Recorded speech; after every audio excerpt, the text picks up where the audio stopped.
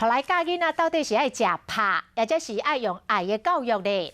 儿童福利联盟的调查，竟然有60%的家长无赞成零体罚的教育的方式，也就是讲，即摆也是有袂少的家长认为讲，体罚是教囡仔必要的手段。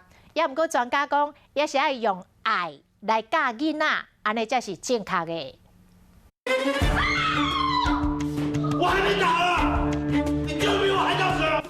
不管是走运动场水价跳，还是减1分降1下，受起了这员讲是爱的体罚，未属于过回到学生时期、少年时代。其实真实的世界无像电影内面这浪漫。依照调查，18岁以上的大人有9成拢被体罚的经验，超过6成捌互人拍甲乌青。虽然随着世代进步，学校已经无伫体罚啦，也无依然有60成的家长无赞成零体罚的管教方式，甚至有将近4成的家长认为讲体罚是教育囡仔必要的手段。不过囡仔敢真正是不打不生气，这是观念的问题。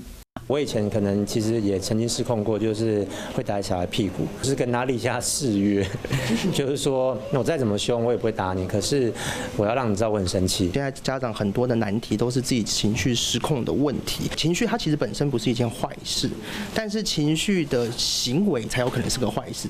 像即摆中生世代爱照顾老爸老母，爱搁照顾囡仔，工作家庭是上头烧，迄若无细致，情绪若控制若无好势，有可能会出代志。管教囡仔若失手，就变成一种的暴力。护车赶到医院，4岁女童双脚被继父泼热水，严重烫伤溃烂。5岁女童不听话，被父亲当街踹倒在地。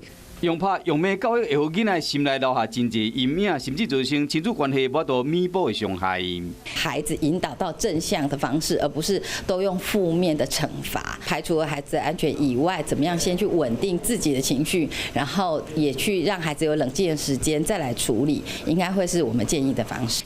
洪劝大人性地要举起来进前，先竖一个大开，较冷静一个。莫用暴力对待囡仔，安尼较袂造成遗憾，拍歹亲子关系。